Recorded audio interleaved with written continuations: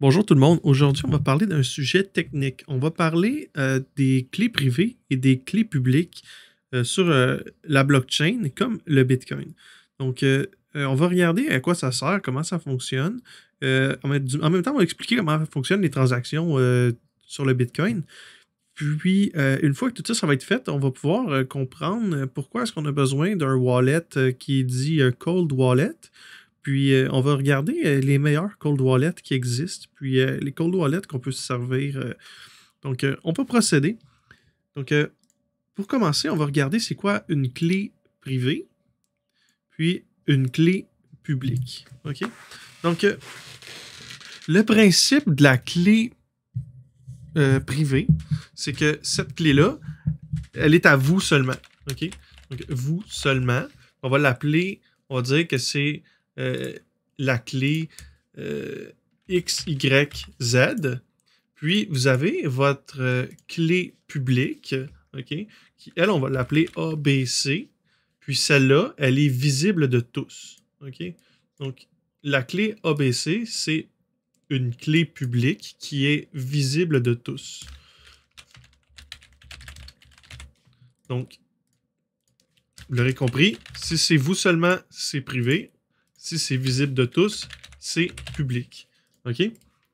Puis, on va l'appliquer à la base en disant un message. OK? On va faire passer un message par une clé plutôt que de passer un bloc. OK?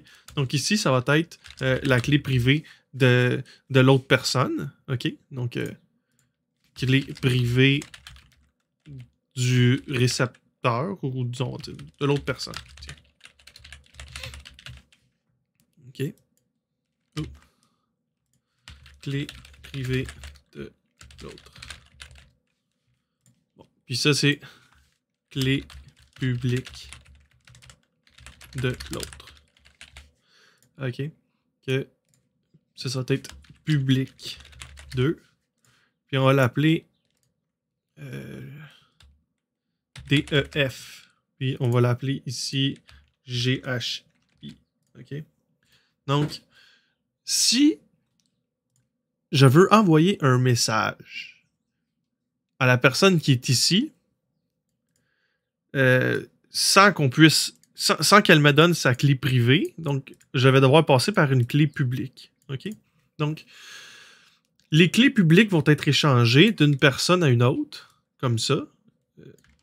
Donc, on va envoyer la clé publique ici à la personne qui est en bas. Donc, la personne qui est en bas ici sait que ABC, c'est moi. Donc, chaque fois que cette personne-là va me parler à moi, elle va me parler en disant ABC. Comment est-ce que moi je vais faire pour confirmer que le message, c'est bien celui-là? Ben, en écrivant ABC. OK? Donc, je vais décoder le message avec la clé ABC. Si je suis capable de le lire, c'est parce que c'est la bonne clé. OK? C'est simple comme ça. Si c'est pas la bonne clé, le message ne marchera pas. Donc, on va faire la même chose, mais pour envoyer de l'argent. Envoyer un jeton. OK? Donc, si je veux envoyer un jeton, disons, de ma clé privée ici, puis que je veux l'envoyer au portefeuille qui est là, ben, je vais dire envoyer tel montant au portefeuille GHI. Donc, quand je vais écrire GHI, si lui, il est capable de lire GHI, si lui, ici, en utilisant la clé publique, il est capable de lire GHI, ça veut dire que c'est à lui que je l'ai envoyé. OK? Je vulgarise. C'est pas exactement ça le fonctionnement, mais je vulgarise. Ça veut dire que on peut déterminer que l'argent va à lui ou que le message va à lui parce qu'on est capable de le lire. OK? C'est un petit peu la même chose avec la blockchain et les crypto-monnaies. Donc, la clé privée, c'est votre wallet, c'est votre portefeuille à vous, puis ça vous prend votre clé publique pour recevoir. OK? Donc, vous échangez toujours votre clé publique pour recevoir. Puis après ça, ben, ça va dans votre clé privée. OK? Donc, si je suis la personne ici, puis que je veux que la personne ici en bas m'envoie de l'argent, je vais lui donner ma clé publique. Donc, je vais lui dire, s'il te plaît, envoie-moi de l'argent à ABC. Fait que là, lui, ici, DEF, qui est sa clé privée, va envoyer de l'argent à la clé publique qui est ici, qui en bout de ligne va retourner ici. OK? Mais la clé privée, c'est ce qui vous donne accès à votre portefeuille. OK? C'est simple comme ça. Vous aurez compris que la clé privée ici, c'est votre portefeuille. Donc, si vous ne détenez pas votre clé privée, vous ne détenez pas votre portefeuille. C'est simple comme ça. Okay? Donc, si vous voulez détenir votre portefeuille, il vous faut votre clé privée. C'est pour ça que des sites comme Binance, okay? Oui, j'ai confiance en Binance, mais des sites comme Binance, s'ils détiennent votre clé privée, ben, c'est plate pour vous, mais ils peuvent partir demain matin avec, puis vous ne l'aurez jamais. Tandis que si c'est votre clé privée, peu importe ce qui va arriver, tant que vous allez être le détenteur de la clé privée, vous ne pourrez pas perdre vos crypto-monnaies. OK? Donc, c'est pour ça qu'aujourd'hui, j'ai décidé de vous parler des portefeuilles qui sont des portefeuilles qu'on appelle en cold storage. OK? Donc, storage à froid, en bon français. Puis, on va aller regarder là, un petit peu c'est quoi. Donc, ça, c'était pour l'intro, disons, là, pour que vous compreniez un petit peu pourquoi on a besoin d'un cold wallet. OK? Donc, je suis sur un site ici qui explique que le terme cold storage est désigné pour les portefeuilles hors ligne. Donc, c'est un portefeuille hors ligne qui stocke des bitcoins ou autres devises numériques. Puis, étant donné que le portefeuille est hors ligne, votre clé privée n'est pas à la merci de qui que ce soit. Donc, un pirate informatique ne vous met pas à la merci. Vous avez un virus sur votre ordinateur, vous n'êtes pas à la merci parce que la clé privée se retrouve dans votre appareil, qui est, exemple, votre Ledger ou quelque chose comme ça. Il existe d'autres cold wallets qui peuvent être faites, qui se téléchargent. Donc, un programme comme Electrum, par exemple, peut être téléchargé sur un ordinateur. Que votre clé privée va être sur l'ordinateur. Si vous voulez le mettre vraiment en cold storage, que personne ne puisse y avoir accès, parce qu'à ce moment-là, peut-être, s'il est sur votre ordinateur, il peut être à la merci des pirates ou des virus informatiques. Si vous voulez qu'il ne soit pas, si vous ne voulez pas qu'il soit à la merci des pirates informatiques, vous pouvez tout simplement débrancher votre ordinateur de l'Internet, puis faire en sorte que les transactions soient signées seulement sur cet ordinateur-là. Mais il y a des clés comme un ledger ou un trésor qui existent, qui sont faites pour ça. C'est des clés qui ressemblent à des clés USB, qui sont encryptées, puis que leur seule utilité, c'est de signer les transactions avec la clé privée pour pouvoir envoyer les transactions à la clé publique de la personne avec qui on veut transiger. Okay? Donc, c'est simple comme ça.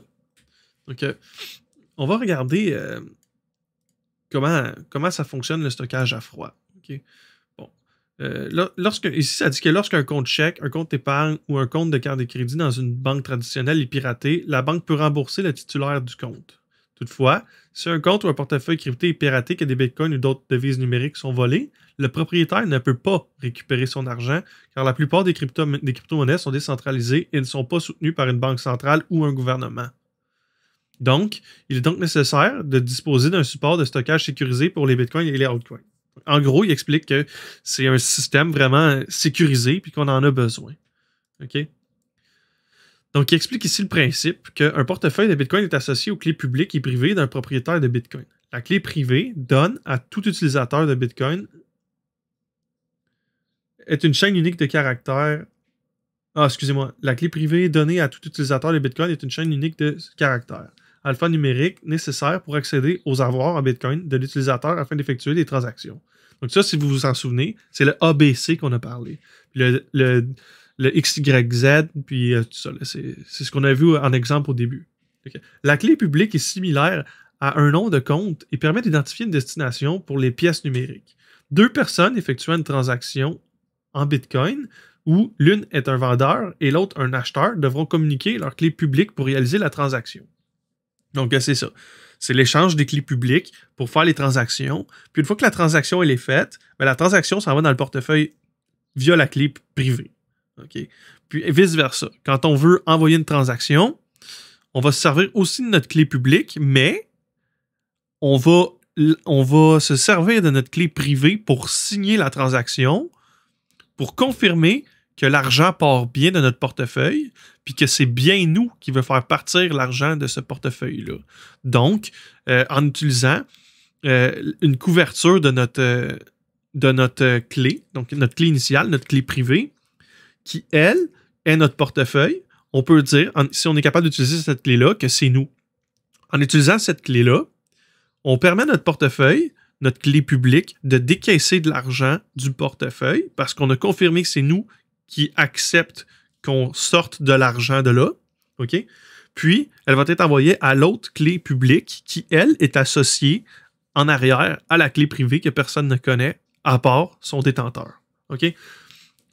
Ça dit ensuite que l'acheteur d'un produit ou d'un service envoie le nombre requis de Bitcoin à l'adresse divulguée par le vendeur à titre de paiement et la chaîne de blocs vérifie la validité de la transaction et confirme que l'acheteur ou l'expéditeur a effectivement ses fonds à envoyer. Une fois que le paiement est livré à l'adresse, l'acheteur ou l'expéditeur a effectivement ses fonds. Le vendeur ou le destinataire ne peut accéder aux fonds qu'au moyen de sa clé privée. Okay? C'est ce que je viens de dire. Il est donc impératif que les clés privées soient gardées en sécurité, car en cas de vol, les bitcoins ou les altcoins de l'utilisateur pourraient être déverrouillés et accessibles à partir de l'adresse sans autorisation. Donc, c'est pour ça que quand on fait la transaction, ça ne prend pas, il ne faut pas utiliser de clé privée. Okay? On utilise la clé privée seulement pour signer la transaction que l'on envoie, mais on est toujours backé par notre adresse publique. Donc, on a une adresse publique que tout le monde peut voir, puis cette adresse-là, elle sert de façade pour envoyer et recevoir de l'argent. Puis toutes les fois qu'on reçoit ou qu'on envoie de l'argent, cet argent-là, il est forwardé sur notre clé privée. Okay? Donc ici, il explique la sécurité pour les utilisateurs de crypto-monnaies. On voit ici le ledger, le trésor. Puis, on voit ici là, les plateformes là, que je vous parlais tantôt, là, qui sont des plateformes où on peut garder des crypto-monnaies dessus, mais c'est eux qui gardent nos clés privées, c'est pas nous. Okay? Donc, Binance, là, ils ont les clés privées de toutes les personnes qui mettent des bitcoins sur leur plateforme. Ça veut dire quoi, ça? Ça veut dire que si Binance se fait pirater demain matin, puis que vous avez de l'argent là-dessus, vous allez perdre tout au complet. OK? Quadriga CX, j'ai perdu de l'argent avec ça, j'ai perdu avec Cryptopia. Il y a plein de plateformes comme ça qui ont été piratées. Ou qui ont fermé, ou qui ont perdu les clés privées. Puis, ben, un coup que ça s'est fait, on ne peut plus rien faire. Donc, la leçon d'aujourd'hui, c'est si vous ne détenez pas vos clés, vous ne détenez pas votre Bitcoin. OK? Donc, c'est vraiment très important de détenir ses clés pour détenir son Bitcoin. Autrement, vous êtes vulnérable à n'importe quelle chose qui pourrait arriver. OK? Pour terminer, on va aller sur le site de Ledger. Okay? Puis, on va regarder un petit peu. Moi, c'est celui que je me sers. Okay? Si vous voulez acheter un Ledger, c'est quand même dispendieux, mais en même temps, pour l'utilité que ça apporte, ça ne l'est pas.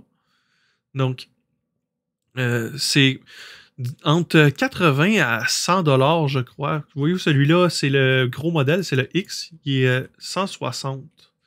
Ici, 160 $ canadiens. Si on prend le S qui est un modèle un petit peu moins avancé, il est 89. Okay? C'est ça que je vous dis, c'est entre 80 et 150 $ à peu près là. Puis c'est, selon moi, c'est un must. Ça vaut vraiment la peine de dépenser pour ça, pour détenir ses clés. Puis, je crois tellement que c'est une bonne affaire à faire. C'est tellement une bonne idée de détenir ça qu'aujourd'hui, j'ai décidé que j'allais faire tirer un ledger. Même chose que pour les chandails. Faites juste laisser un commentaire. Puis, je vais faire tirer vendredi, le vendredi qui s'en vient. Je vais faire tirer le Ledger. Ça va être un Ledger Nano S, celui-là ici. Puis, c'est ça. Vous avez juste à commenter, puis vous courez la chance de gagner un Ledger. Que ça va être tout pour aujourd'hui. Puis je vous souhaite une bonne journée en espérant que vous ayez appris un petit peu plus comment fonctionnent les clés publiques, les clés privées, puis que vous ayez compris l'importance d'utiliser un wallet en cold storage, mais non seulement un wallet en cold storage, mais en utilisant un hardware wallet en cold storage comme un Ledger. Merci beaucoup. Bonne journée.